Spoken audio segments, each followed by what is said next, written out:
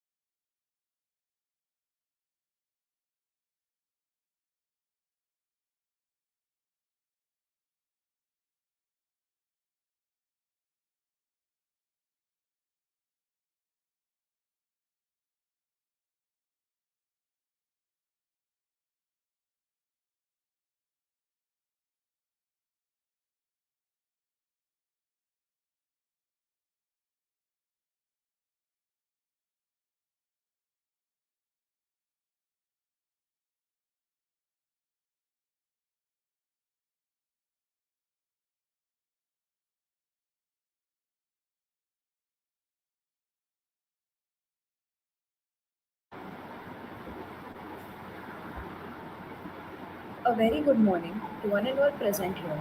It is my pleasure to welcome you all to the final round of first Vishwakarma University National Moot Court Competition.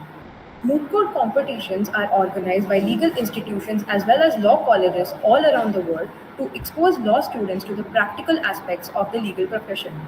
In these simulations of actual court proceedings, students get an opportunity to hone their advocacy skills, including logical argumentation, legal reasoning, and analytical thinking.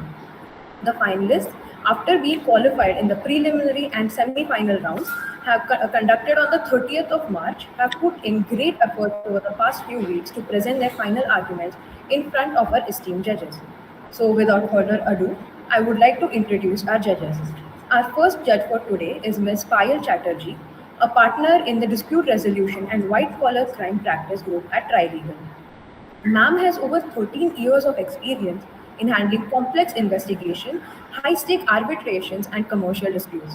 Her practice mainly focuses on conducting investigation involving fraud, bribery, corruption, and other employee-centric issues. In addition to this, ma'am also regularly conducts anti-bribery and anti-corruption training for corporates, along with drafting policies and code of conduct. A substantial part of MAM's practice focuses on representing clients in domestic and international arbitrations, including under AAA, ICC, LCIA, and SIAC rules. MAM has represented international clients, especially private equity investors, funds, and multinationals, in complex cross border disputes across sectors including energy, mining, infrastructure, construction, pharmaceuticals, and life sciences, as well as media and entertainment. Ma'am is also an avid reader and contributes regularly to international journals on commercial arbitration investigations and contemporary issues. Prior to joining Trilegal, Ma'am was also a part of the Adani Group, wherein she spent more than a decade with Mumbai and New Delhi offices of a leading law firm. Our second judge for today's competition is Mr. Shaurashubra Ghosh, who has over 15 years of experience in advising and representing clients in various commercial civil litigations, arbitrations, and mediations. Sir has advised numerous corporate houses, banks, and financial institutions on various legal issues and represented these high net worth clients before forums, including before the Supreme Court of India, high courts, and other quasi judicial authorities. Sir has also advised and represented clients in various domestic as well as foreign arbitration. Sir has in depth knowledge and experience in the field of company law, contract law, insolvency law, property law, as well as constitutional law. Sir has also been writing articles, research papers, which are published in reputed law journals such as National Journal of Real Estate Laws, Indian Journal of Law, and they are also presented in prestigious legal seminars and presentations. Sir has also been and continues to be invited to speak on various domestic and internal legal seminars and conferences. In his spare time, Sir enjoys reading on history, political sciences, and religion. With the permission of the judges, we now proceed to the final round of argument. I request the court clerks to go over the rules.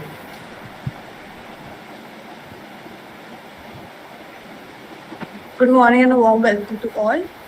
I Disha Jain, I'm Disha Jain, the coach clerk for this courtroom. I would like to ask the participants to put their cameras on, please.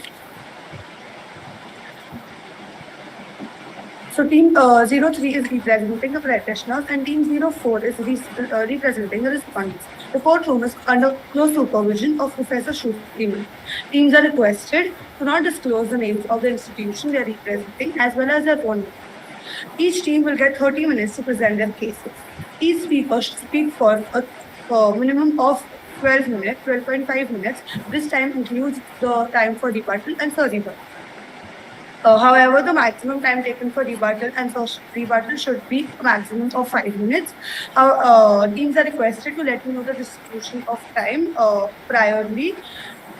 This time will include answering questions put forth by the judges, if any. Let me reiterate the rules of the online moot court competition from page 6 of the moot court brochure for the convenience of the judges and participants. While in the round, the participants must always have their cameras on. The participants should unmute their microphone when it is their turn to present their cases or speak when asked by the judges to do so. The participants should not use the group text feature of the Google Meet platform to communicate with one another. No screen sharing is allowed. The organizer shall not be responsible for any loss due to slow or non-functional internet connection during the competition. The organizers will not share moot court competition recordings. The marks given by the judges are final and binding. The court clerk will allow the participants and judges before 5 minutes, 2 minutes, and time. All the best to the participants.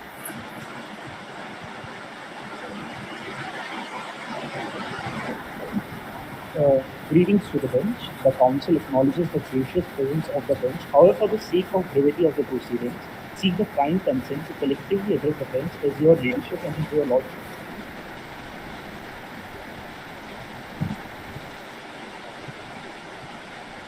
I'm not sure if there's an issue with my audio. The voice is not very clear. Yeah, it's the same for me also. Yeah. Now is it clear, your ladyship, your lordship? Yeah, much better. Much better. Your ladyship, I am counsel number 1 from the side of appellant, and I will be dealing with issue number 1 completely and issue number 2 partly for the time of 15 minutes. My co-counsel will be dealing with the issue number 2 partly and issue number 3 completely for the time of 15 minutes. The remaining 5 minutes will be for rebuttal. Before delving into the issue number 1, counsel... I'm sorry to intervene, but can you come a little closer to the mic? Yes, that's possible. Your ladyship, before delving into the issue number 1, counsel took permission to quickly brief your ladyship and lordship with facts of the case at hand. Much obliged for this. So your ladyship, AI Artify, a venture originating from country of United Pennsylvania, developed a software capable of generating high-quality artwork using AI technology. Mr. Stephen Trivedi expressed his concern that AI Artify was infringing upon artists' rights by generating images resembling their style without permission. Mr. Trivedi filed a lawsuit in the Delhi High Court alleging infringement of his intellectual property rights, citing examples of AI-generated artworks resembling his own. Both sides presented compelling arguments with Mr. Trivedi's supporters, highlighting the harm of his artistic career in economic law. The defense argued that AI's output was not an exact reproduction of Mr. Trivedi's work and served as a tool for inspiration rather than displacement for human creativity. The High Court of Delhi ruled in favor of Mr. Trivedi, finding that AI Artify liable for copyright infringement. AI Artify approached the Supreme Court of Indiana, raising legal questions regarding copyright law and AI-generated content. Now, if your lordship and ladyships are well versed with the facts, the council would now like to proceed with issue number 1. Much obliged. So your ladyship, issue number 1 pertains to whether the special leave petition filed before the Supreme Court of Republic of Indiana is maintainable or not. It is humbly submitted that the appellant have approached the Honorable Supreme Court under Article 136 of Constitution of Republic of Indiana. Article 136 has been couched in the widest possible terms. It gives discretion to Honorable Supreme Court to grant special leave to appeal from any judgment, decree, determination, sentence or order in any cause or matter passed by any court or tribunal in territory of India. Now, the present special leave petition is maintainable as there is a significant question of law regarding the interpretation of copyright law. There is presence of exceptional circumstances in public importance, and there is gross injustice due to impugnant judgment of Delhi High Court. Hence, is respectfully submitted. Firstly, Your Ladyship, Section 2D6 and Section 52(1)(a) and Section 13(1)(a) of the copyright law has been wrongly, incorrectly interpreted.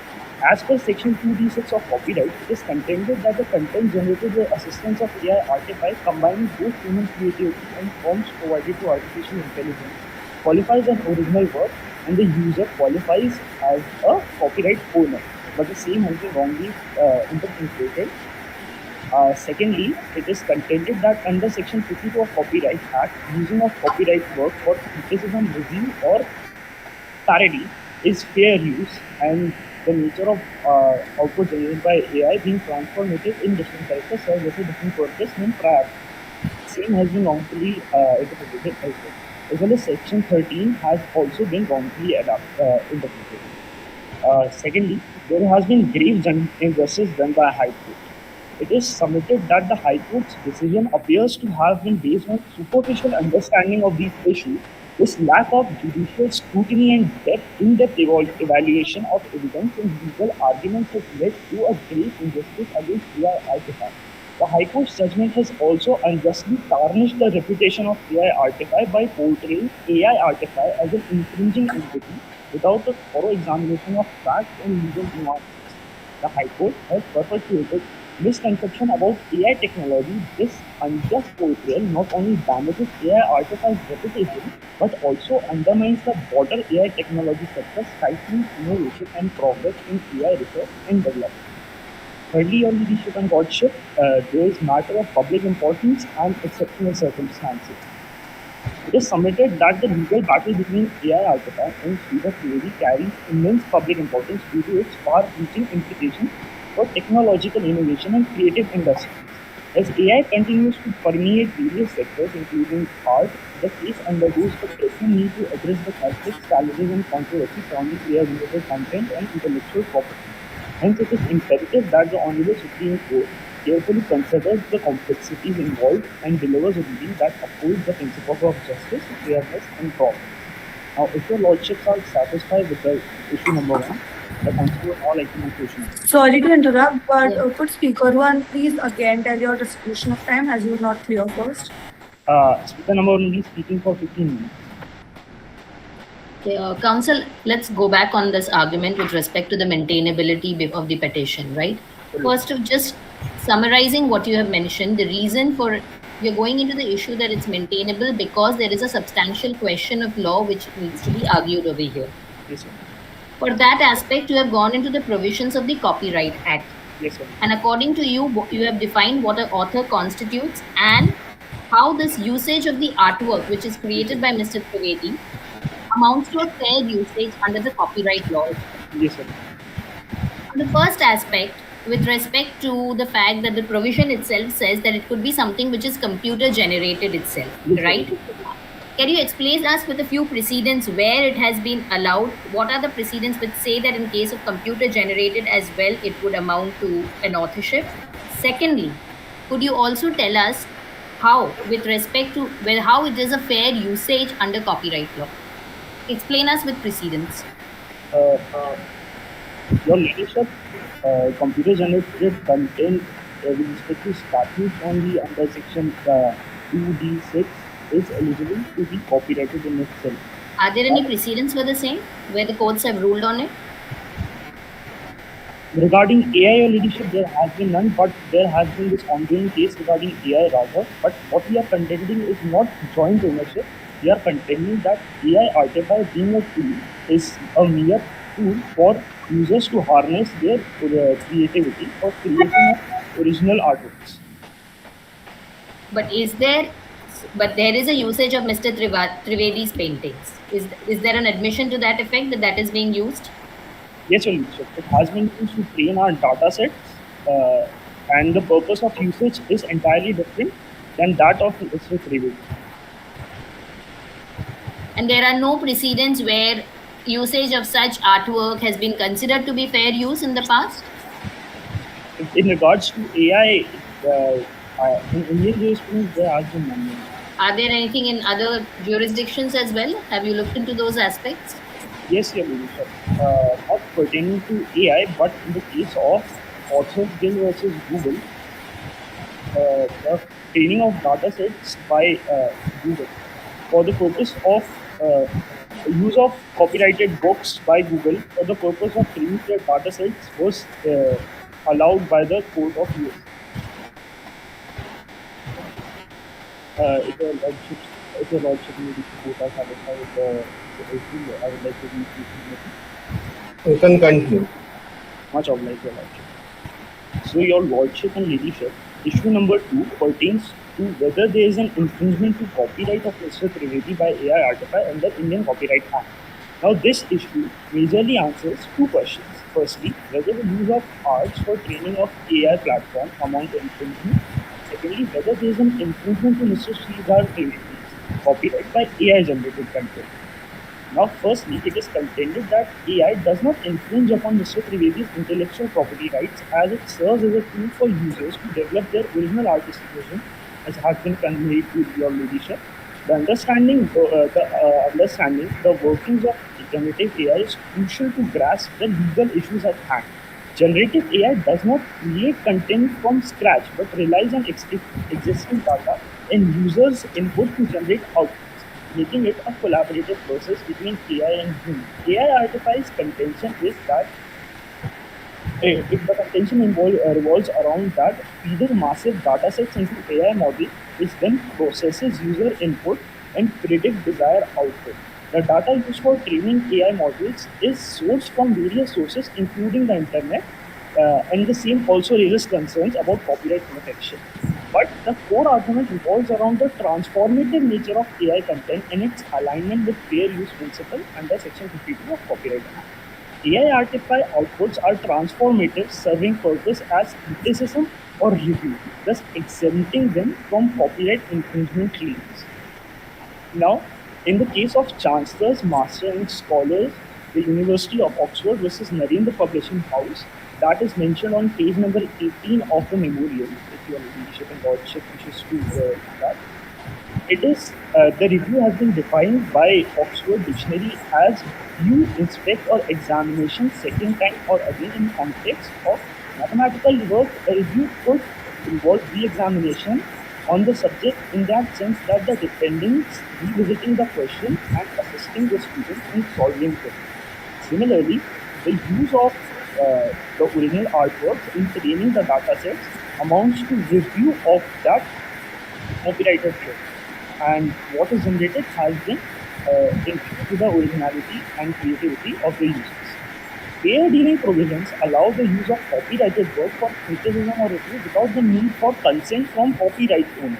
The success of a fair use claim depends on transformative nature of the new work, which must differ in character and purpose from the original. Section 52 of the Copyright Act provides exemptions to copyright infringement, including provisions for fair dealing with copyrighted works. Legal principles from international agreement emphasize the importance of fair use concepts in national legislations, allowing for reproduction in certain special cases. For example, Bernese Convention, which has been used as a backbone to develop many legislations. Precedents such as Campbell versus Ackhoff Rose Music and Fisher versus Dee affirm the transformative works, including parodies, may borrow elements from original work to create new expressions, and similarly was held in Authors Guild versus Google. Legal principles from Indian judgments such as East Book Company versus ORS and ORS versus DB Modak, the Supreme Court of India retaliated the requirement for a work to demonstrate more than just a mere copy of original to receive copyright protection. It was held, and I quote, to claim copyright in a compilation, the author must produce the material with exercise of a skill and judgment, which may not be creativity in the sense that it is novel or non-obvious, but at the same time, it is not product of mere label and capital. A derivative work produced by author must have some distinguishing trait. Now, if you go according to proposition, the work created by AI artifact does bear some resemblance to that work of Mr. Trivedi, but it is not a slavish imitation of his work, and hence is liable to the copyright work that is liable for copyright protection according to the judgment. Moreover, legal principles from international agreements such as Bernese Convention and TRIPS Agreement emphasizes the importance of fair use concepts and has given three-step test on the Bernese Convention, which allows for reproducing work in certain special cases, provided that new work does not exploit the original work and does not prejudice the interests of author. Here, the interests of AI artifact regarding the original artwork of AI is completely different, and hence it is concluded that AI artificial content generation process is transformative and collaborative, involving both AI and human creativity. As such, it falls within the ambit of fair use under Section 52 of Copyright Act 1957. The outputs produced by AI artifacts do not constitute copyright infringement, as they merely facilitate the creation of new and original work, contributing to the enrichment of artistic creativity without diminishing the market value of original work. Therefore, High Court's decision against AI-generated content within the framework of copyright law lacks fairness and equity. Now, if your lordships are satisfied with issue number 2, sub-issue 1, my co-counsel will be dealing with the issue. I had a couple of questions on this issue. Yes, sir. I have twofold questions. First, say going by your pleadings, the memo which you have given and circulated to us, it seems most of the defenses which you have raised is based on Section 52 of the Act. Yes, sir. Now, my first question is it your defense that there is actually an infringement, but you are seeking an immunity under Section 52? See, Section 52 is the fair deal provisions which actually provides exemption in certain cases of infringement, right? So is it your defense that yes, the AI generated artwork is actually an infringement of the original work, but you are seeking exemption under Section 52 on certain grounds? Is that your defense? No, Your Lordship. What Counsel for Defense is trying to convey to Your Lordship and Ladyship is that the AI artifact acknowledges the use of copyrighted material for training their data sets. Now, this process of training does not constitute a copyright infringement. The copyright infringement pertaining to the content generated by AI has not been contended as copyright infringement by AI artifact, as we are explaining it to be a result of AI being a tool and users implying their creativity, AI artifact being a platform for users to harness their creativity in creation of original work. Now, in this present scenario, the authors are the users and they are liable for copyright infringement, claiming copyright on the original artworks. They are liable for the same since they have input their creativity and originality and But then what is the purpose of using Section 52 to seek immunity unless it's your without prejudice argument, which I did not get from your memorandum that this is your without prejudice or alternative argument? Your Lordship, the further will be built by my co-counsel, but for what I am conveying is that the use of original artwork in training our data sets, and the same is also conveyed in the authors versus Google case, that it constitutes a fair use. If Your Lordships can refer to page number.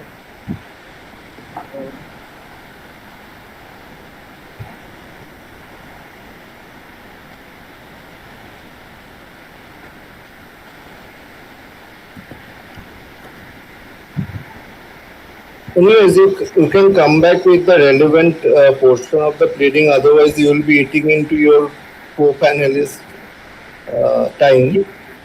Yes, and the second question on this, you have referred to Section 52, yes, sir. clause or paragraph 34 of your memo. Yes, sir. Clearly specifies that you are restricting your arguments to criticism or review, because as you know, Section 52 is very narrow in its implication. Yes, sir. So under 52, you are restricting your scope or your defense to the thing that this is a criticism or review of the original work. Am I right? Your Lordship, the use of copyrighted materials to train our data sets is exempted under criticism and review, yes. But the AI generated work, which will be dealt by my co-counsel, is not, we are not expecting relief under 52, as we are not considering it a copyright infringement work, it is the original. And hence will be proved by my co-counsel. Okay. If your Lordships are satisfied with the issue sufficient one, my co-counsel. Yeah. If my co-judge has any question. No, I think we should just proceed. Much obliged, Ladyship. Sorry to interrupt, but 17 minutes out of the 30 minutes was up. Just to inform.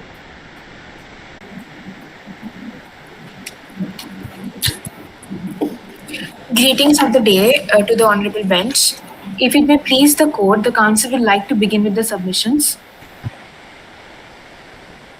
Proceed. Yes. Much obliged, Your Ladyship and Lordship. I shall be addressing the remaining part of issue number 2 first, moving on to the issue number 3. The sub-issue 2 of issue number 2 states that originality and authorship of AI-generated content. We are contending that AI is merely a tool, that is, a human-operated instrument. Artificial intelligence, particularly through deep learning and natural language processing techniques, has transformed the creative landscape. AI models such as ChatGPT analyze vast data sets and generate innovative materials based on inputs and prompts, which stems from the significant human creativity. According to Section 2D, subsection 6 of the Copyright Act, the person who causes the work to be created is considered the author, even in the case of computer-generated artistic works. Under the Indian Copyright Act, copyright protection extends to the author of original works. When AI creates the works with human interference, the creativity in the work can be attributed to the human input, making the human operator the author. Section 13 of the Copyright Act states that copyright subsists in original literary works, dramatic, musical, and artistic works. However, the Copyright Act lacks objective criteria to determine originality, leaving it to the courts to decide whether a work qualifies as original or not. There are various legal precedents such as Shamlal Baharia versus Gaya Prasad, that is cited in page number 22 of the memorial from the appellant side, establish that a work of compilation similar to another does not necessarily constitute infringement if it bears the imprint of the author's own efforts. Putting this legal precedent in the present scenario, the AI Artify, by using the already existing works of Mr. Trivedi, had put these inputs to the data sets to train their data sets, and the mass or authors have used these data sets to create new creations. This is just a compilation of the already existing copyrighted materials. It has been stated in the case law, as I read it is cited in page number 22, that a work of compilation of a nature similar to that of another will not by itself constitute an infringement of the copyright of another person's work written on the same pattern. The second point, the question whether an impugned work is a colorable imitation of another person's work is always a question of fact and has to be determined from the circumstances in each case. The determining factor in finding whether another person's copyright has been infringed is to see whether the impugned work is a slavish imitation and copy of another person's work, or it bears the impress of the author's own labors and exertions. The aforesaid principles are by no means exhaustive. That means it leaves to the court's discretion to determine whether these factors should be applied in the present scenario or not. In another cited case of Mario Limited versus Jagjit Kaur, which is again cited in page number 23 of the memorial from the appellant side, wherein it was held that when two label or artistic works were compared to determine if they were original or not, the broad features of both the labels or works were to be compared. In Marico Limited's case, it was held that the color scheme and objects or items used in artistic work were also factored while determining the substantial similarity or reproduction and colorable imitation. In another case law cited by the appellant, cited in page number 24 of the memo, Eastern Book Company versus DB Modak case, signal a shift towards a more nuanced understanding of originality and creativity in copyright law. The notion of flavor of minimum requirement of creativity was introduced in this case. It was held that to establish copyright, the creativity standard applied is not that something must be novel or non obvious, but some amount of creativity in the work to claim a copyright is required. The court held that these inputs made by the editors of SCC can be given copyright protection because such tasks require the use of legal knowledge, skill, judgment of the editor. Thus, this exercise and creation thereof as a flavor of minimum amount of creativity and enjoy the copyright protection. As the minimum amount of creativity doctrine that can be put in the present scenario in a manner that the persons who are using the AI artifact to create their own original work from the already existing data input, they are using their creativity to train the data sets to create new works. That's why the persons who are using AI artifact as a mechanism or a tool can be allowed to give copyright protection. The second point, the global plus perspective on AI generated content ownership. The determination of originality in copyright law has evolved through various judgments. For example, in Burlington Home Shopping Private Limited versus Rajneesh Shibber laid down rules for determining originality, emphasizing the need for the work to bear the author's own labor and exertion. Here, the own labors and exertions of the author is also emphasized, and here we are contending that the persons who are again using AI artifact, they are using their own labors and exertion, even if it's in more small quantity, but they're using their own mind to create something original out of using the training data sets. In Marico Limited versus Jagjit Kaur, it was also highlighted the importance of comparing broad features and color scheme when assessing originality. In again Eastern Book Company, it was reiterated the requirement for works to demonstrate more than mere copy to receive copyright protection, that the council is accepting that the mere copying will lead to a copyright infringement. That's why we are saying the already existing the works of Mr. Trivedi, we have not just merely copied it. We have inspired by the work of Mr. Trivedi to train our data sets, and the authors who are in mass generation, people are using the AI artifact is inspired by Mr. Trivedi's work and is thus putting their minds into creating something more original. Also, in the case of Key Publishers Incorporation versus Chinatown Today Publishing, the US Supreme Court laid down 3 requirements for a compilation to qualify for copyright protection. The first, the collection and assembly of pre-existing data. Second, collection, coordination, or arrangement of the data. Third, the resulting work that comes into being is original by virtue of the selection, coordination, or arrangement of the data contained in the work.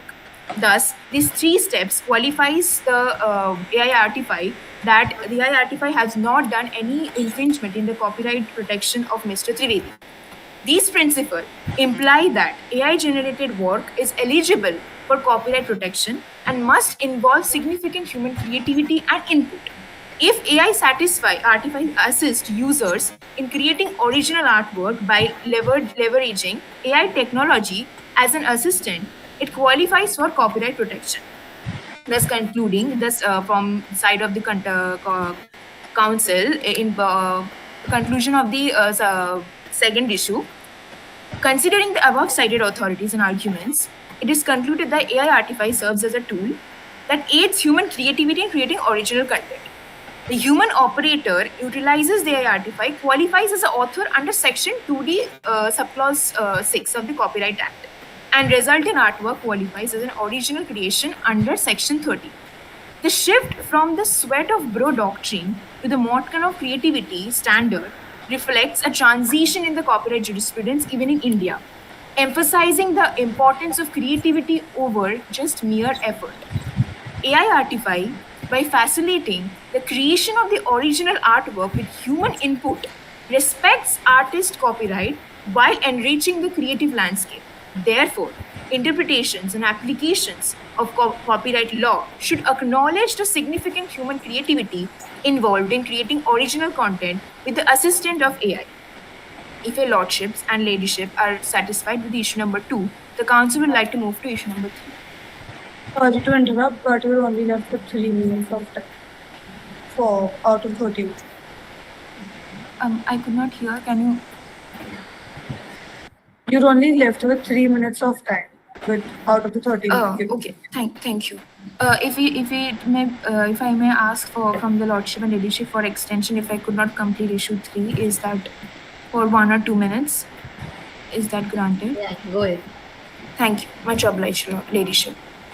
The third issue contends that whether there is an infringement of Mr. Trivedi's moral rights. We contend that there is no infringement of moral rights under Section 56 of the Copyright Act.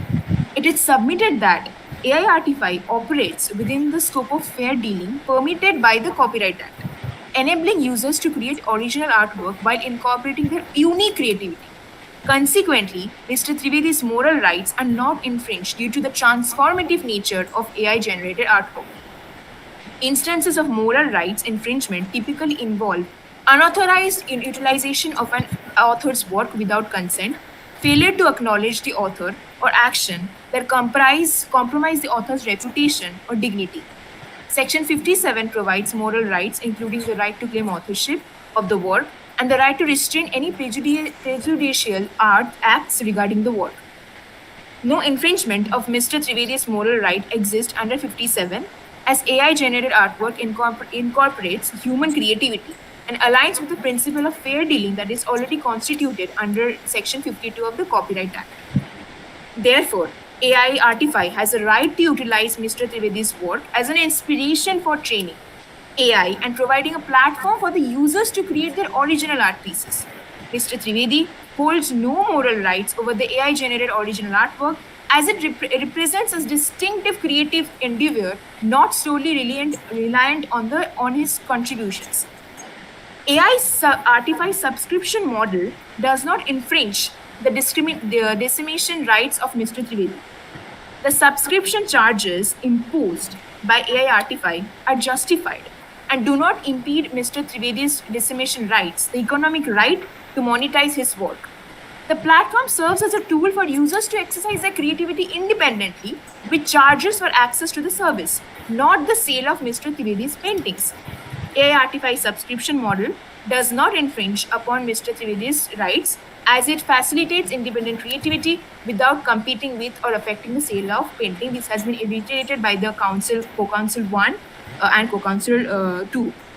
Mr. Trivedi lacks moral rights over AI-generated paintings due to their minimal resemblance to his original artwork and absence of direct creative input.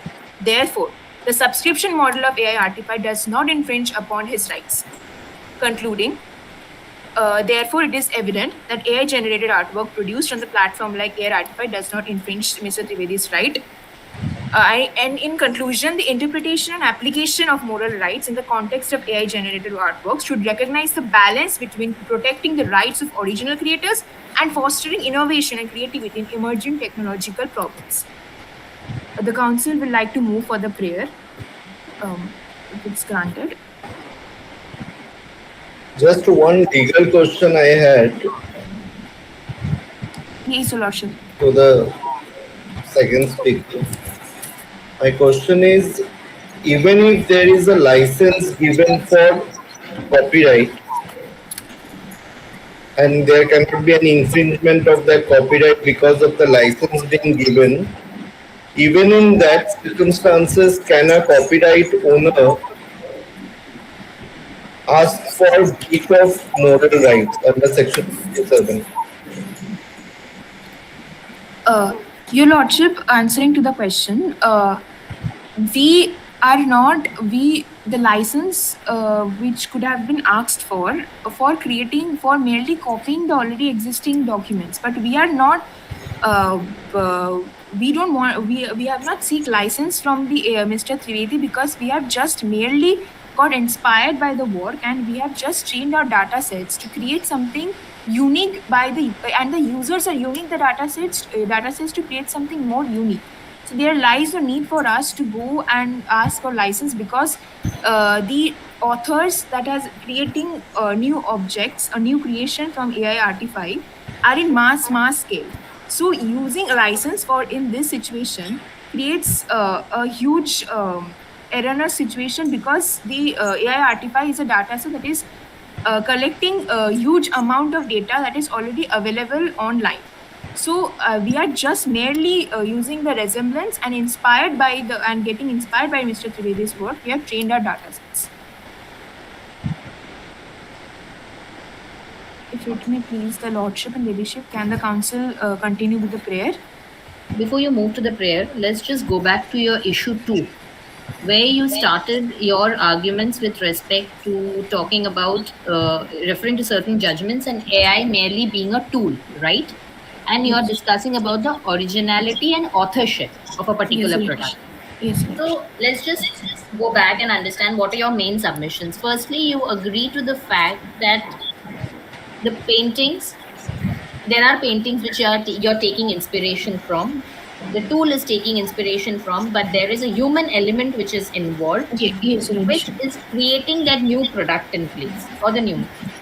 Is the differentiating factor because there is a compilation in place? Is that the argument? Yes, Your Ladyship. Because we are compiling the already existing thing and we are getting inspired. That's why we are seeking the human creativity should be taken acknowledgement. The court should take acknowledgement of that. Okay, there is a compilation, but does it not require any credit to be given to the original artwork itself? What is the differentiating factor in this compilation which makes it very distinct from what was there in the original artwork? Your Ladyship, we are accepting that we are compiling the already existing artwork, but the compilation does not mean that we are just merely copying and collecting everything and then giving a new form. We are just using it as an inspiration, and the new creativity is coming out from the already existing documents.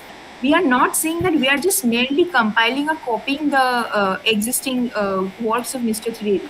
That's why we are saying that even if the small amount of creativity that is there, that amounts to copyright protection.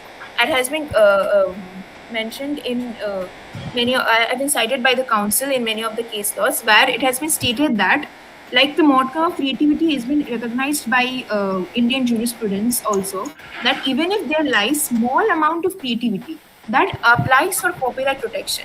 So here we are just saying ki even if we are getting inspired by Mr. Trivedi's work, we do not want to there lies no way that any recognition should be given to the author, because it already exists online and already existing data sets.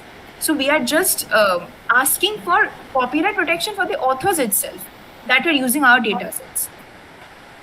So there is a copyright for the original artwork, which Mr. Trivedi has. You all are seeking copyright to the limited extent of the compilation that is in place, which, according to you, there is this minimum level of creativity which has been put in place, and where the principles that it does not have to be anything which is obvious or there's a minimum threshold, but it clearly goes back to the original artwork. What is the creativity that has been applied just by compiling all the artworks together? Is that the creativity? Your Ladyship, we are just saying no. Thus, compiling the already existing does not amount to creativity, but using that and creating new the authors are the users of the AI artifact. They're putting their minds and inputs to generate something new from the already existing document. Thus, their small inputs also demands for copyright protection. And the argument put forth by the council is that we are saying that the AI artifact did not infringe any copyright protection of Mr. Trivedi, and we are just stating that the argument is that the author is a user, and there lies no infringement on part of AI artifact. And in regarding your ladyship discussing whether that copyright we should give some right or acknowledge the work of Mr. Trivedi.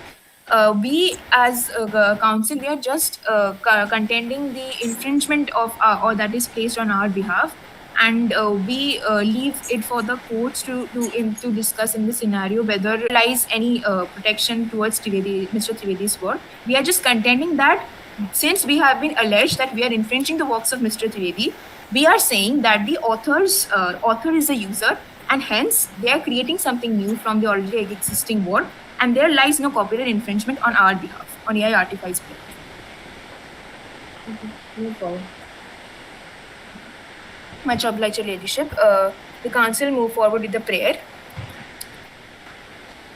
Wherefore, in the light of the facts stated, issues raised, and authorities cited, and arguments advanced, it is most humbly prayed before the Honorable Court that it may be graciously pleased to adjudge and declare that the claim for infringement of copyrights of respondent be dismissed, that the impugned order of injunction rendered by Delhi High Court be set aside, that the monetary relief be granted, which includes damages sustained by the appellants, accounts of profits by the respondents, that there should be a recognition of the technological advancements brought by the appellant, and pass such an order as it deems fit in the interest of equity, justice, and good conscience.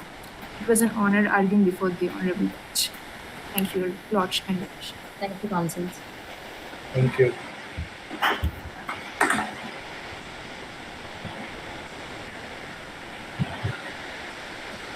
Greetings to the bench. This is the council appearing on behalf of the respondent. The council seeks permission to address the bench collectively as Your Lordship. Much obliged, Your Lordship. If Your Lordship is well versed with the facts of the case, the council would seek permission to proceed with a summary of arguments. Is the council permitted? Much obliged. Your Lordship, the summary of the arguments involved in the following matter. There are basically three issues which have to be looked upon in this following matter. The three issues are: issue number 1, whether the present petition filed under Article 136 is maintainable; issue number 2, whether there is an infringement of the copyright by AI Artify; and issue number 3, whether there is a violation of moral rights by AI Artify. The council will be dealing with issue number 1 and issue number 3. My co-counsel will be dealing with issue number 2. For the court clerk, the time allotment would be 13 minutes for each of the speakers and 4 minutes for rebuttal.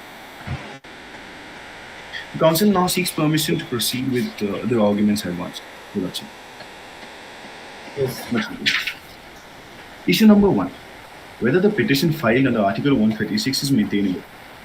Your Lordship, it is humbly submitted that the present matter lacks sufficient grounds for the grant of special leave under Article 136 of the Constitution of Indiana. Article 136 basically provides discretionary power to the Supreme Court to grant special leave from any judgment, decree, determination, sentence, or order in any cause or matter, passed or made by any court or tribunal in the territory of the Republic of Indiana. Your Lordship, although the power of the Supreme Court under Article 136 has been plenary and limitless, adjunctive, and unassailable, in MC Mehta versus Union of India and Aero Traders Private Limited versus Ramendra Kumar Suri, Your Lordship, it was held that the powers under Article 136 of the Constitution of Indiana have to be exercised with great caution and in accordance with the law, and should be used to set legal principles. Your Lordship, it can be humbly contended that in the case of Preetham Singh versus the state, the council would like to draw Your Lordship's attention on page number 10 of the memorial. In Preetham Singh versus the state, the Supreme Court held that the power in the Article 136 is to be exercised sparingly.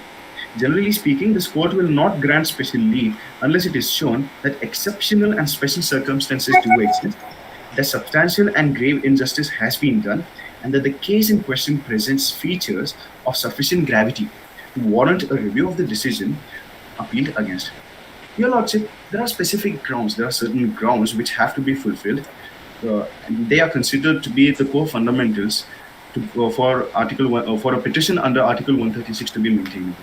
Your Lordship, these basic grounds have emerged out of various decisions, various precedents.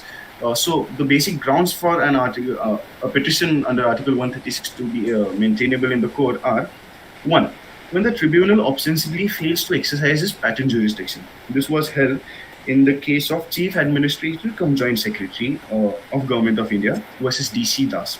2, when there is an apparent error on the face of the decision. This was held in the case of Siemens Engineering and Manufacturing Company versus Union of India. 3, when the tribunal has erroneously applied well accepted principles of jurisprudence. This was held in the case of Clerks of Calcutta Trams versus Calcutta Trams. Your Lordship, other grounds are the tribunal acts against the principles of natural justice. 5. Or has approached the question in a manner likely to cause injustice. Your Lordship, any of these grounds in the present matter seem to have diminished or they do not seem to exist in the following matter in the case of the appellant. Thus, it is humbly submitted that the petition which has been filed by the appellant under Article 136 does not stand to be maintainable.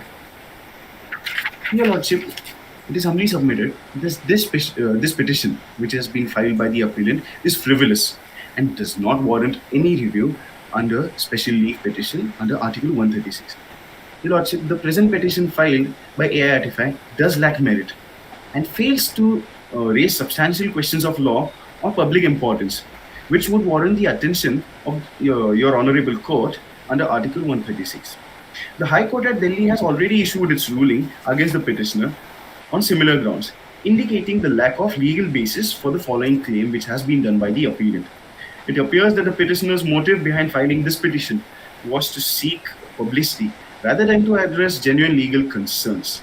Allowing frivolous petitions to proceed consumes valuable judicial resources and undermines the integrity of the judicial process.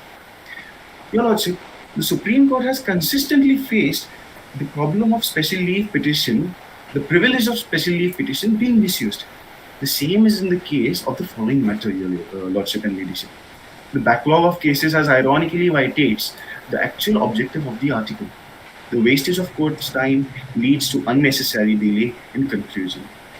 Your Lordship, thus it is humbly submitted under issue number 1 that this is a frivolous petition and this petition does not warrant a review under Article 136.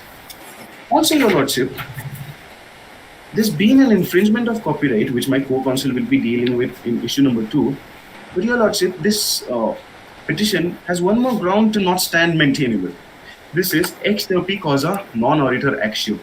One should not be allowed to take advantage of his or her own law. This is exactly the case of the firm in AI Artify, Your Lordship and Ladyship.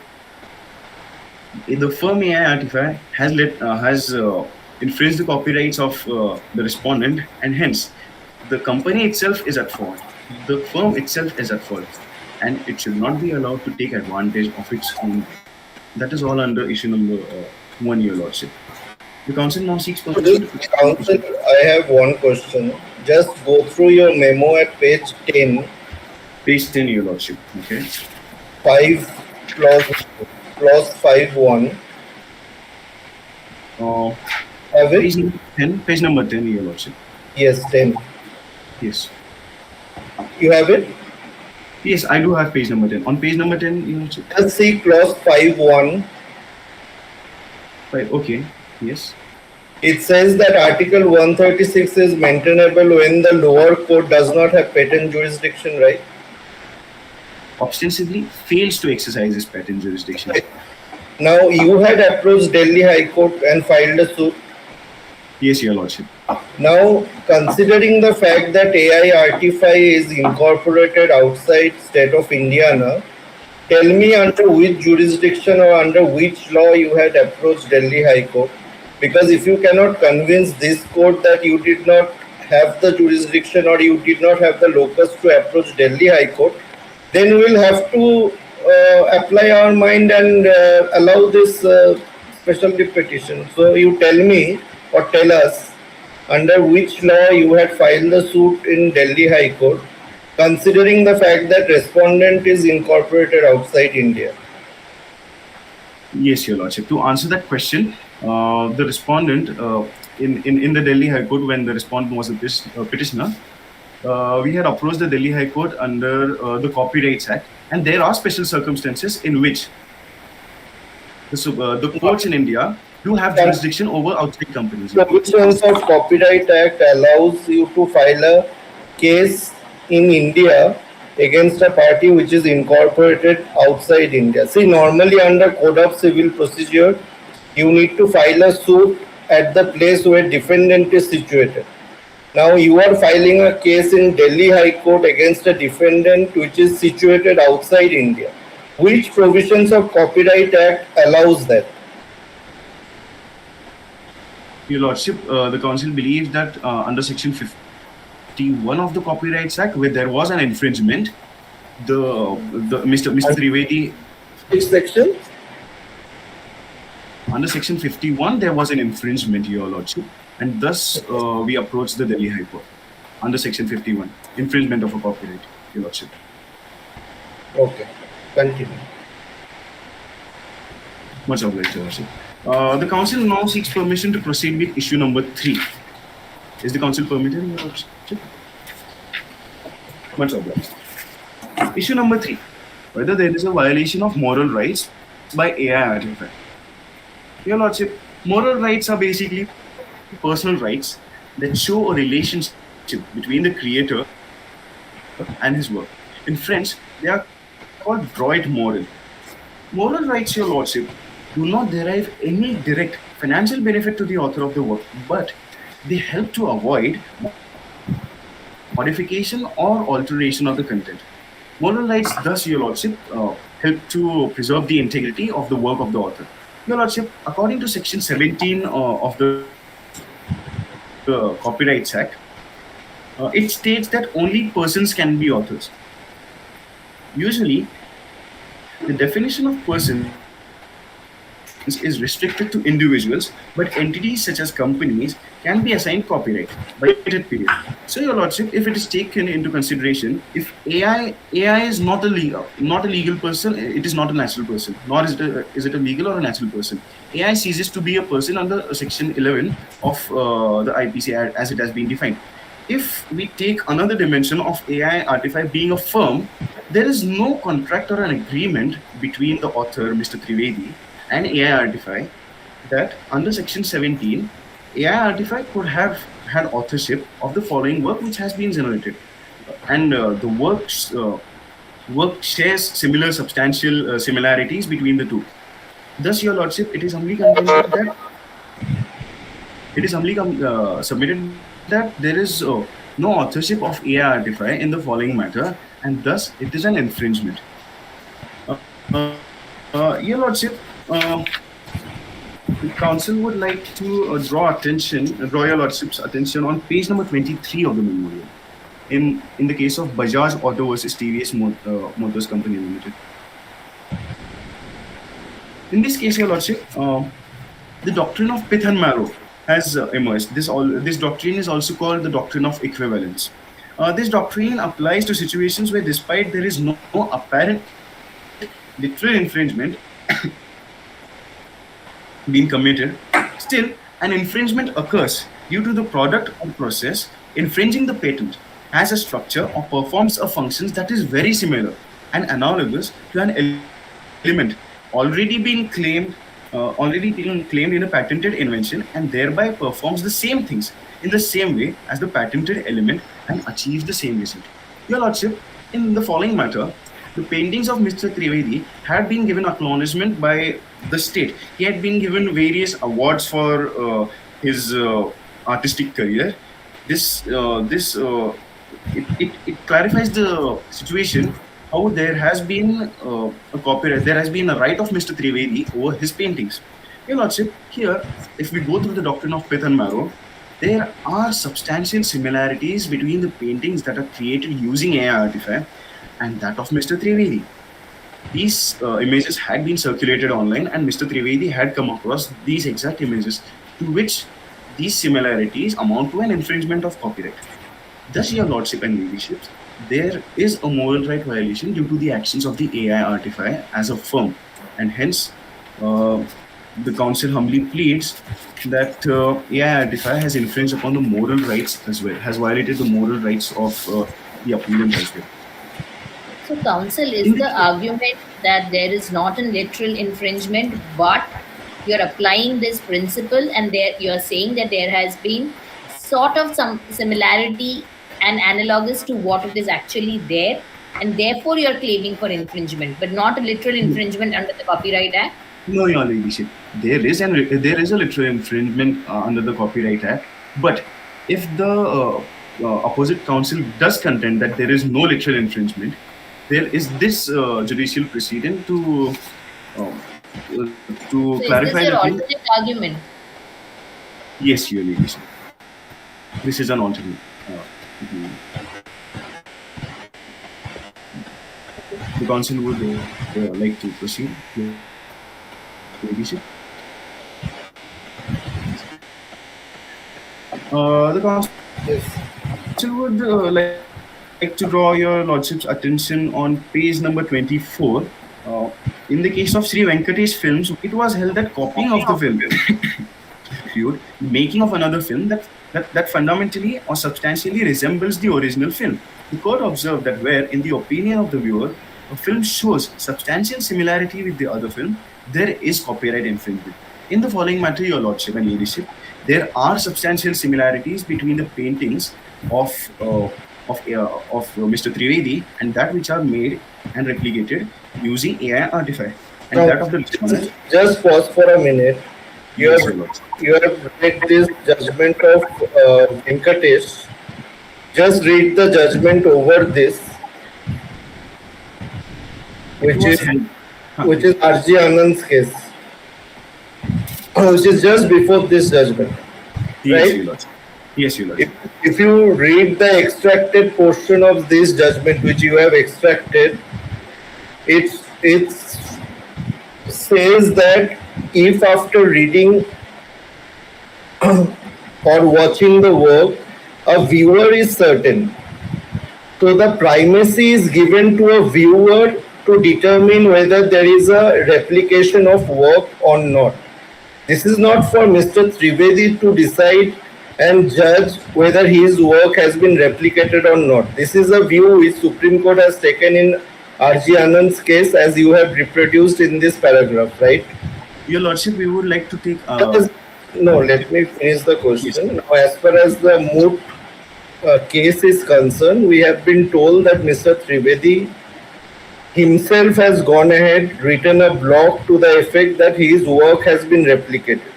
Now, applying the principle of this R.K. Anand, which you have yourself reproduced, where Supreme Court has said it is the viewer who has to categorically say that they have been represented as if this is a work of somebody else.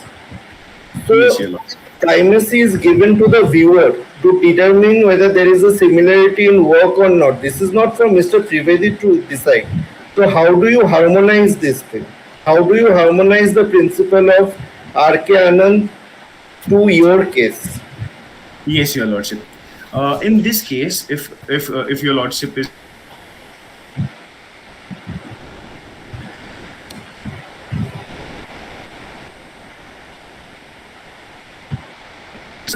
am I audible, Your Lordship?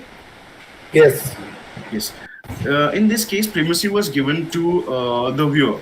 It was only after Mr. Trivedi, as a viewer, when he saw his pictures, saw the pictures of his paintings, similar paintings of AI artificial generated work, only him being in the position of a viewer, he thought, in the position of a viewer, it was pretty evident that there was a copyright infringement, So it's only his view. and this Has it created harmonizes any the confusion in the eyes principle of which the has public? emerged to R.G. Anand's case. And yes, Your Lordship, that's about it.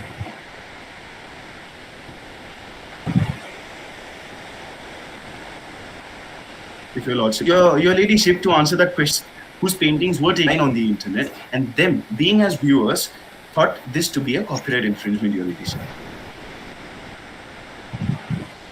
If the Honorable Court is satisfied, the Council seeks permission to proceed. Your Lordship, in this case, there is also harm to the honor and reputation and dignity of Mr. Trivedi. It is humbly submitted before the Honorable Court that the actions of AI artifact have caused harm to the reputation, honor, and dignity of Mr. Trivedi. The printing of AI-generated artworks on T-shirts, mugs, and especially slippers have caused great harm and injury to to the honor and reputation and dignity of Mr. Trivedi as an artist. Your Lordship, in the case of Anil Kapoor versus Simply Life India and others, the court held that using of artificial intelligence to produce images without the consent of the artist is extremely derogatory and thus causes harm to the honor and reputation of the artist. Your Lordship and Ladyship, it is clearly evident with this particular precedent, this particular judicial precedent, that the Supreme Court has held that using of artificial intelligence to produce images without the consent of the artist is extremely derogatory and thus causes harm to the honor and reputation of the artist. Exact situation what has happened in the following matter. Thus, Your Lordship, the Council would like to say that there is a violation of moral rights. Also, Your Lordship, there is no control over the further uses of AI generated work. Your Lordship, once the user subscribes to the to AI Artify to be able to use the tool to generate images, there is no control over further uses of AI generated artwork. Thus, giving a very a lot of gray area for copyright infringement to happen. It is humbly submitted thus that that there is no control of the artist over the usage of artwork that has been generated by AI artifact, thus ultimately resulting into violation of moral rights of the artist. Your Lordship, my co-counsel would proceed.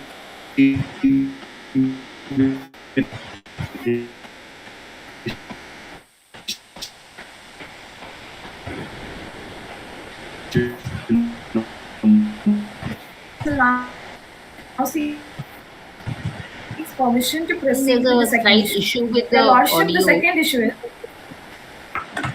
Sorry, but the speaker is lagging from responding. Are we audible now, Your Ladyship? Yeah, you are audible. Yeah. yes.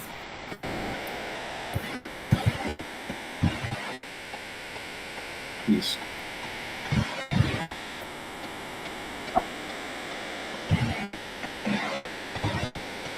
The second issue, Your Lordship, is whether intellectual property rights restricted only to the creators be remedial, means where the law has given the right actual property. Violation of rights is typically termed as IPR infringement, which affects the reputation, identity, and goodwill of the right holder. The copyright comes under the ambit of the intellectual property rights. Section 51 of the Copyright Act clearly defines the acts which amount to the infringement. Also, the Copyright Act also permits the use of copyright work in certain manner, the exemptions without committing the infringement, as given in Section 52. The Act also provides adequate remedies for preventing the infringement. The infringement, prima facie, means the unauthorized and illegal production of the work of others. Your Lordship, I would like to draw your attention on page number 18 of the memorial. The Section 51 has been elaborately explained. Section 51, Clause A, Subclause 1 says, copyright infringement occurs when the person does anything the exclusive right to do is by this act conferred upon the owner of the copyright. Also, Subclause B of Clause B of Subclause 2 distributes either for the purpose of trade or to such an extent as to affect prejudicially the owner of the copyright. In the present case, Your Lordship, the original work of the respondent has been replicated where the author, in a sense Mr. Sridhar Trivedi, has the own intellectual creation and author's own intellectual creation which is affected by replicating the artwork by AI artifact, infringing the copyright of the respondent. Also, in the case of the Chancellor Master and scholars of the University of Oxford and others versus Rameshwari photocopying services, the court looked at and decided that the defendants were not allowed to copy significant portions of the original publisher's work. These were Cambridge University Press, Taylor and Francis, and Oxford University Press. The court agreed with them and said that the defendants couldn't copy the material without permission. In the present case, Your Lordship, there was no consent of the respondent that was taken, thus infringing the copyright of Mr. Trivedi. Also, there are circumstances in which certain acts do not amount to infringement, which are given in Section 52 of the Copyrights Act 1957. These fall under the doctrine of the fair use. According to this doctrine, the copying of the material for personal, non-commercial, research purposes is said to be included in the doctrine of fair use. Though AI Artify has used the painting of the respondent to train its AI systems and algorithms, it must be noted that AI is creating the same artwork which is getting monetary benefit for the creator of the artwork, in essence, the users. Also, the user have to pay a subscription fee to AI Artify to use it, resulting in monetary benefits to the firm as well. Also, in the case of Civic Chandran versus Amini Amma, the court established the following three tests, which is taken into consideration to determine the work to be an infringement of the copyright. The three tests are, Your Lordship, first, the quantum and value of the matter taken in relation to the comments or criticism, the purpose for which it is taken, and the likelihood of competition between the two works. There are similarities, substantial similarities between the work created by AI Artify and the original work of Mr. Trivedi, and hence satisfying all the three tests given in Civic Chandran versus Amini Amma. These tests are also applicable in this present matter. The criterion according to the aforesaid step have been fulfilled by AI Artify in the present matter, thus amounting to infringement and not falling under the exemptions of the fair use doctrine. Also, in the case of Super Cassettes Industries versus Mr. Chintamani Roy and others, any transformative work will not be a fair usage under the fair use doctrine. Your Lordship, the artwork generated by Mr. Trivedi involves art, expertise, and labor. The paintings of the respondent are the result of its intellectual labor. Thus, it is the respondent whose intellectual labor is at the stake in present case. In the case of Shubhalang Mangalam versus Mr. Mehta Musicals, copyright law is to preserve the fruits of man's efforts, labor, talent, or test from annexation by the other person. I would like the council likes to present the two doctrines, sweat of grow doctrine and the doctrine of modicum of creativity. In the present case, neither of these doctrines is applicable, as the doctrine of sweat and grow talks about the efforts and labor being put in a particular intellectual property. Also, a lot of efforts have been put in order to make the paintings by the respondent, which is not seen in the case of the appellant AI Artify. Also, according to the doctrine of modicum of creativity, there exist substantial similarities between the artwork created by the AI and that of the respondent's painting. As a result, AI Artify cannot be granted protection under this doctrine as well. Council humbly submits that there is a replication to the paintings by the appellant, thus violating the copyrights of the respondent. Your Lordship. Sorry to interrupt, but you're only left with 3 minutes of your time. Out of 30. Your Lordship, if Lordship has any questions, I would like to move to the prayer. I do not have any question. If my co-judge has any. No. Much obliged, Your Lordship. Wherefore, in the light of facts stated, issues raised, arguments advanced, and authorities cited, the respondent most humbly plead before the Honorable Supreme Court of Republic of Indiana to adjudge, declare, and hold the following: to quash the petition filed by AI Artify, as it is not maintainable under Article 136 of the Constitution. Uphold the ruling issued by the High Court of Delhi. Hold that AI Artify infringed the rights of the respondent. This Honorable Court pass any other order that it may deem fit in the interest of justice, equity, and good conscience. For this act of kindness, the respondent faction shall be duty bound forever. Much obliged, Your Lordship.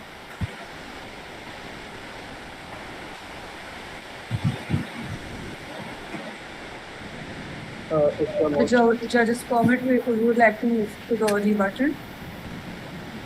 Your Lordship, on this comment, I would like to move to the button. not apply to that. Okay. Sorry to interrupt, but the speaker is not audible to us. Okay. So, if your lordship and ladyship allows, I would like to move to the rebuttal. Much obliged, Your Lordship. So, first thing I would like to throw light upon is the interpretation of the wrongly interpretation of modicum of creativity that was done by the respondent. Modicum of creativity does not delve into the aspect of similarity. It talks about whether even if there is presence of little originality and creativity, the same is liable for copyright protection. Secondly, the respondent is heavily dependent upon the doctrine of Swatantra Group, which have experienced a significant shift in Indian jurisprudence with the case of East India Company and ORS DB Modern. Secondly, in respondent's memorial page 20, they have mentioned training use of copyright material under section 52 has been exempted. So this goes with our argument that training of database is exempted under section 52. In furtherance, the outputs are not same but interpretation of different users who created original work using their creativity. The term same has not also been mentioned in the proposition. All that has been mentioned is it bears a resemblance but not a slavish imitation. Also, Delhi High Court under Section 51 has no jurisdiction of the case. Hence, the case in Delhi it is further proven to be impugnant as the issue of jurisdiction was also raised in the court of first instance. Hence, the appellant is empowered to raise the same in this court as well.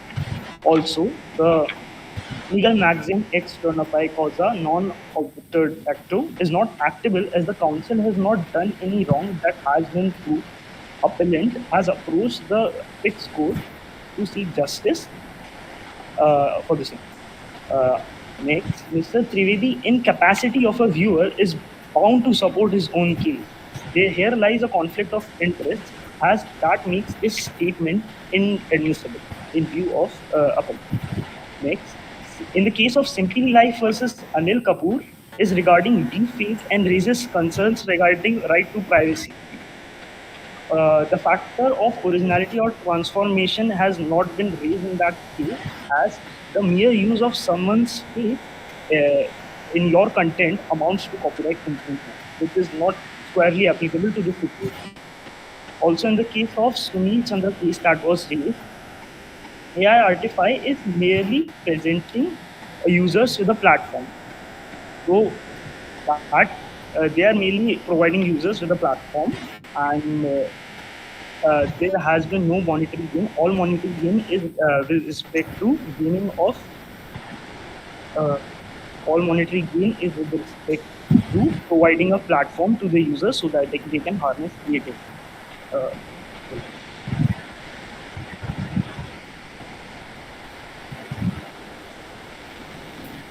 Your Lordships, to answer that questions, first of all, the modicum of creativity. In this doctrine, the council would like to argue that when there exists a host of similarities between two artworks, the modicum of creativity doctrine does apply. The second point for rebuttal, it is not the East India Company, it is the Eastern Book versus DB model. So the council has cited the wrong case. And the third point for rebuttal was the inclusion of section 52. The counsel for the respondents is humbly submitting that the acts of AI artifact do not fall under section 52, and that is the reason section 52 has been cited over there. And in the case as for rebuttal as cited, in the case of Anil Kapoor, every case is different, Your Lordship, but it is the ratio which is important, and it is the ratio which we have referred to. Some questions that the council would like to ask to the opposite council. In para number 3 of the memorial for the appellant, the appellant is writing. It has been written that the council seeks permission for a minute to gather thoughts. Yes, Your Lordship. It is clearly in para number 3. It has been stated that author means in relation to any literally dramatic, musical or artwork which is computer generated, the person who causes the work to be created. Your Lordship, it is pretty evident that here in this case, the counsel for the appellant is claiming copyright for the user of AI artifact and claiming to be the author of an already existing work is an infringement of copyright, thus ultimately ruling out other factors, Your Lordship. The second point to be noted is in para number 4, page number 12 of the memorial of for the appellants, criticism or review has been mentioned. Is the council arguing that the creation of work which has been done using AI Artify a criticism or review? The council would like to seek clarification on the same. Also, Your Lordship, uh, as they have mentioned in the para just below it, the output generated by AI Artify being transformative. Transformative work, Your Lordship and Ladyship, does not fall under the doctrine of fair use. This was held in the case of Super Cassettes Industries versus Mr. Chintamani Rao, which has been cited by my co-counsel. Thus, it completely rules out the possibility of it falling under the doctrine of fair use, thus making it clearly evident that there has been an infringement of copyright on the part of the appellant. Also, Your Lordship, in the memorial, the appellant has cited that the material used for the data sets has been sourced from the internet. This has nowhere been mentioned in the fact sheet of the Moot proposition. But Your Lordship and Ladyship, if the appellant does contend that it has been sourced from the internet, there was no prior permission taken for the following source. Or no references given to the work of the artist being used and sourced from the internet. I am That is all, Your Lordship. permit for a sir rebuttal or questions being asked. I mean, if I'm raising the questions and the respondent responding or raising rebuttal and raising questions to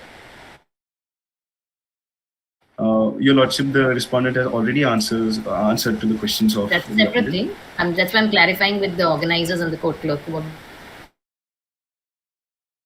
Okay, Your Lordship. As per the respondent should ask questions to the applicant with sir rebuttal.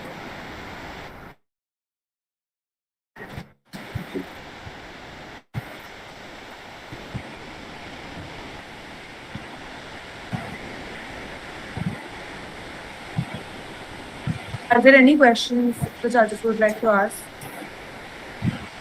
No, I have nothing. Nothing from me. Like to inform the participants to leave the meeting, please, and the judges to stay back.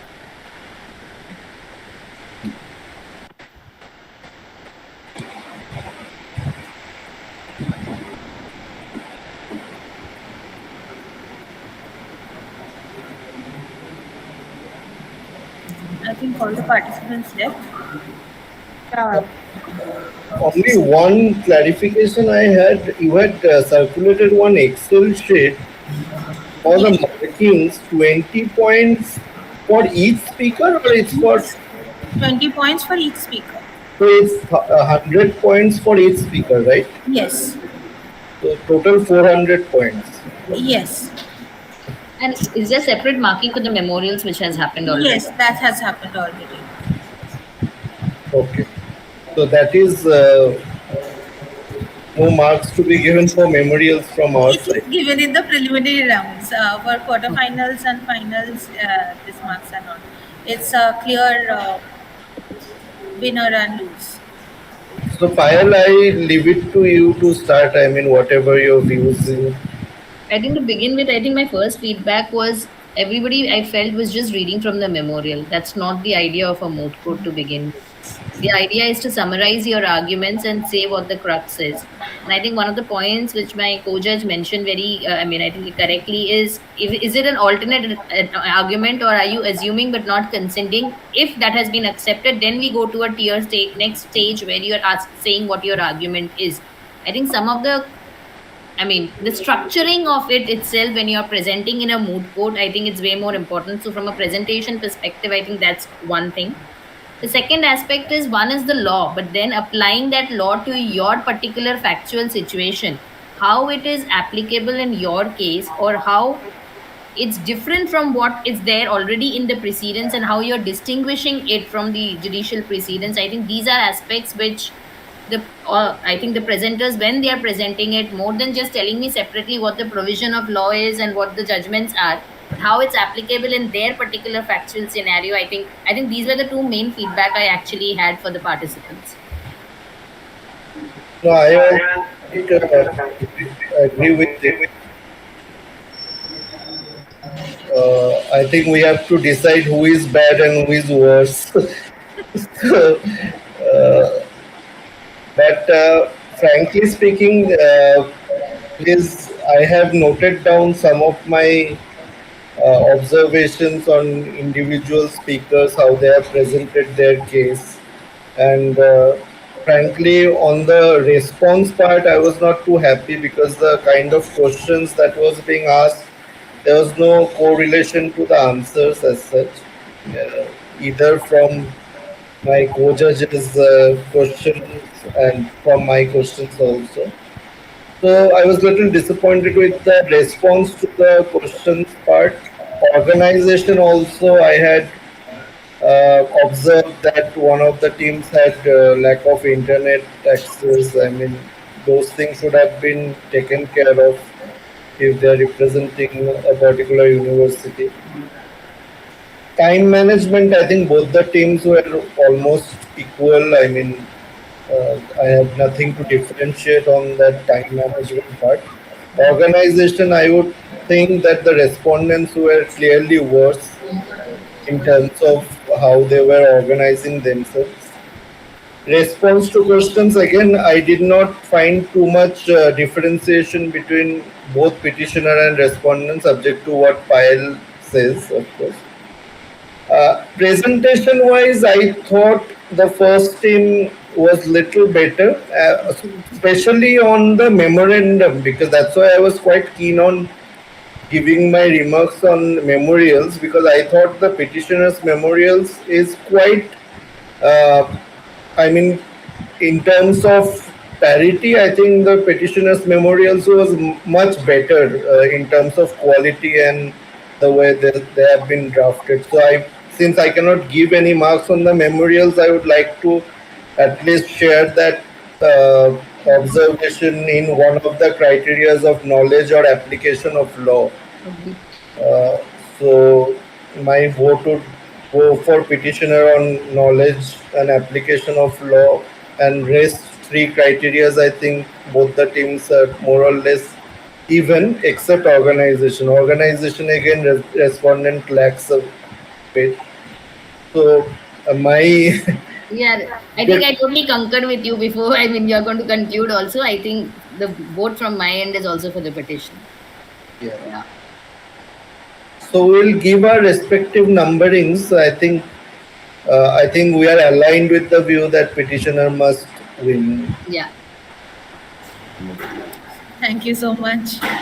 And on the behalf of Vishwakarma University, I'd like to thank you for sparing your valuable time for judging the good competition.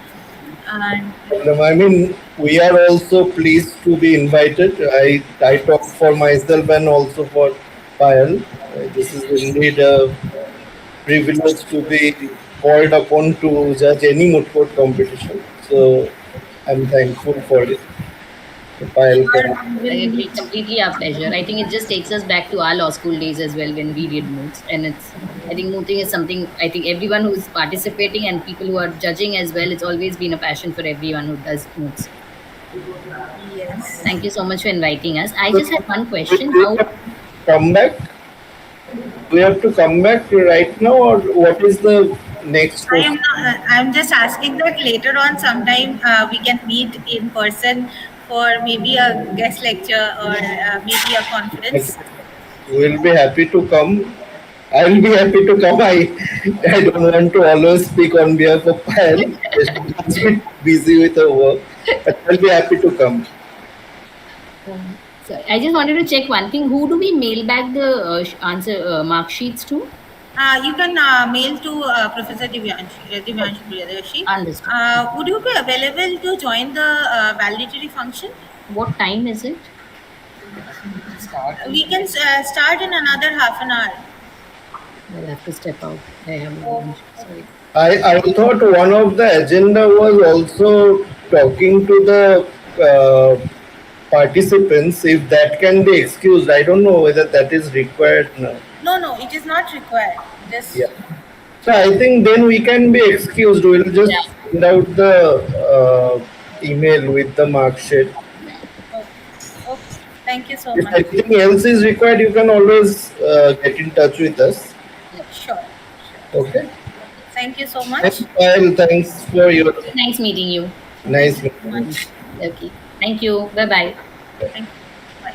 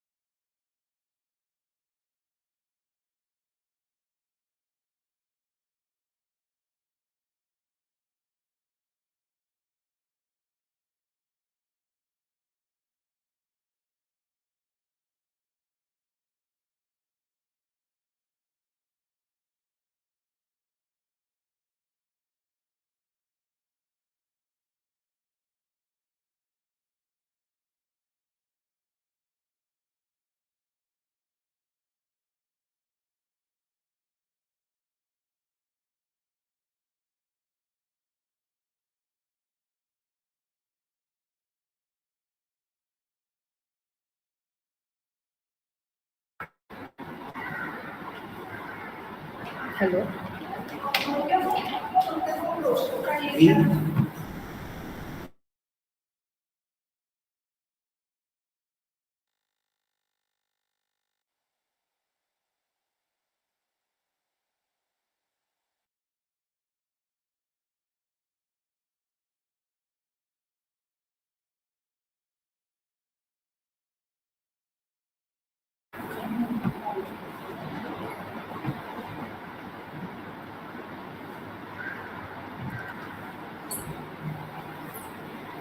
Ladies and gentlemen, esteemed judges, participants, faculty members, and distinguished guests, a very good afternoon to you all. Welcome to the valedictory session of First Vishwakarma University Moot Court Competition. Over the past 2 weeks, we have witnessed intense debates, meticulous legal arguments, and impressive display of advocacy skills. Today, we have gathered here to celebrate the culmination of this journey, a journey marked by perseverance and the pursuit of legal excellence. A huge round of applause and appreciation for the members of the organizing committee who have worked diligently over the past few weeks to bring this competition to fruition. Let us take a moment to reflect on the significance of the moot court competition. These events not only provide a platform for aspiring legal professionals, students to hone their skills, but also foster a deeper understanding of the law and its application in real world scenarios. Before we proceed to the prize distribution ceremony, I request Professor Apurva Villare ma'am, Head of Department, Department of Law, Vishwakarma University, to address the ceremony. Yes. So I am glad that all the participants and our student volunteers are here. So it was a great, it was an effort for a 1 month, 2 month long, it was a 1 month, 2 month long journey. And so this was initially, we have planned this to conduct on our campus. However, for whatever reasons, we have used an online platform. However, from next year, from our next cycle, we shall be conducting this offline on our campus, and we'll be excited to see you in our campus, and we'll have this discussion in person, and we'll just work towards this together. So, first of all, I congratulate our organizing team for such a wonderful conduction of this entire event. And as we can see, the trophies are here on the screen. And I wish all the best to all the participants and to all the winners. And I have heard that it was an intense session of arguments and legal discourse and legal discussion, which is our aim for this. So this was our first national moot court competition. However, from our we hope to conduct this every year, and with the same rigor and with the same enthusiasm. And we all hope to see you next year, and not only on the online platform but in our campus. Yes, all the best to all the participants, and congratulations to all the winners. Thank you. Thank you, ma'am, for your encouraging words. While not everyone might receive an award today, each and every one of the participants has demonstrated exceptional dedication, hard work, and passion for law throughout this competition. Your commitment to excellence, your resilience, and your unwavering pursuit of legal knowledge have not gone unnoticed. Now, without further ado, with the permission of the judges, let us move on to the much anticipated award ceremony. And Urmesha ma'am will be delivering the results of the competition and also the vote of thanks. Thank you, Soumya. I hope I am audible to everyone. So, hello, everyone, esteemed judges, participants, and guests. A very good afternoon to all of you. On behalf of the Department of Law at Vishwakarma University, Pune, I extend a warm welcome to each and every one of you to this last leg of the finals of the National Moot Court Competition. Like Soumya has already said, and so has Apurva ma'am, after days of intense competition and countless hours of research and meticulous preparation, it's finally time to unveil the results. But before we proceed with that, I would like to express our heartfelt gratitude to our distinguished panel of judges right since the preliminary rounds for their unwavering commitment and invaluable insights throughout this journey. Also, before I proceed, I would like to give you a brief on the selection process of the Moot Court semi-finalists and finalists. So from preliminary to semi-finals, the scores were calculated on the basis of the total score received by both the speakers in the oral rounds plus the memorial. Semi-finals, of course, were a knockout round, and so were the finals. Best speaker, as mentioned in the rule book, was selected on the basis of their performance in the preliminary rounds. So, having said that, without further ado, let me announce the results of the finals of the National Moot Court competition. So, the winner of, I'll start with Best Memorial, and the winner for Best Memorial Award is Team 05, Government Law College, Mumbai. Let's give them a round of applause for their outstanding legal research and writing skills. Hearty congratulations, Team 5, Government Law College, Mumbai. Yes. So let's move on to the next category of winners, which is the winner of this Best Speaker Award. The winner for the Best Speaker Award is Speaker 2 from Amity University, Mumbai. And that is Miss Sneha Sadwan. Hearty congratulations, Sneha, and all the best for your future endeavors in the field of law. And now for the moment we've all been waiting for. The winning team of the National Moot Court competition is Team TC03, Symbiosis Law College, Symbiosis Law School, Nagpur.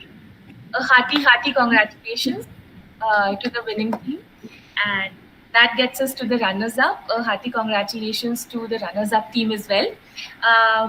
The runners-up team is TC04, Shahaji Law College, Kolhapur. So again, congratulations to all. And like from the entire team, hearty congratulations to all of you. Your hard work and dedication is something that we've appreciated throughout this process. Your commitment to excellence and the way that you have presented your arguments has truly been commendable.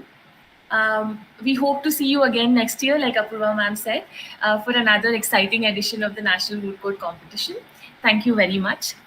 Moving on to the vote of thanks, as we come to the end of this beautiful journey that we all have charted together across a month and a half. It's time to express our gratitude to all those who have contributed to the success of the National Moot Court competition. First and foremost, I would like to extend our heartfelt appreciation to our esteemed judges for their invaluable time, their expertise, their guidance throughout the competition. Their thoughtful deliberations have enriched the overall experience for all of us. A special thank you to our participating teams for their dedication, their passion, their sportsmanship. Your hard work and commitment have elevated the standards of this competition, I can only say that, and it has made the entire event a memorable one for everyone.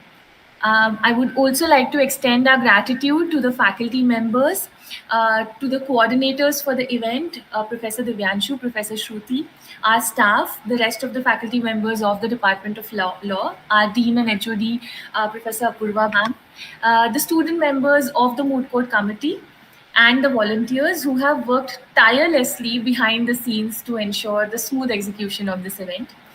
And most importantly, our management, Honorable VC Sir, Dr. Siddharth Zabde, Honorable VP Sir, Dr. Vasudev Gade, and the entire management who have been absolutely supportive right since the word go.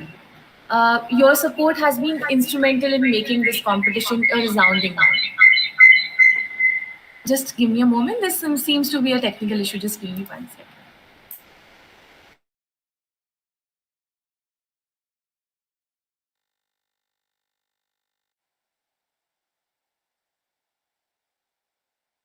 Okay. Yes, I'm so sorry. Before I move ahead with my final words, can we have the best, the winning teams, all the winning teams, the best memorial, the best speaker, and the winners and the runners-up? Can we have you open your videos, please, so that we can have a photo session? Not a session per se, but yeah, at least a screenshot, a screen grab for all of us to remember. Again, a hearty congratulations, all of you. Yes, let me just stop the screen share, or at least pin all of you or unpin this so that we have a better situation. Yes, all right. Okay, so be ready for a screen grab. Say cheese. All right. So yes, going back to where we were, appreciating everyone who has contributed to this, to the carrying out of this entire event. We now bid farewell to this year's National Moot Court competition. But as we go forward, I'm sure all of us are carrying the spirit of, camaraderie, the professionalism, and the excellence that has defined this event. We look forward to your continued participation, everyone, and to your support in the future as well. Thank you once again, and until we meet again, goodbye and good luck. We have concluded the vote of thanks and the valedictory session. With the permission of Professor Apurva, shall we be concluding, and the coordinators, shall we be concluding the event?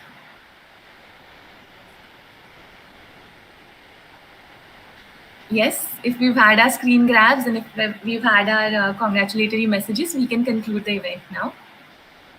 Thank you, everyone.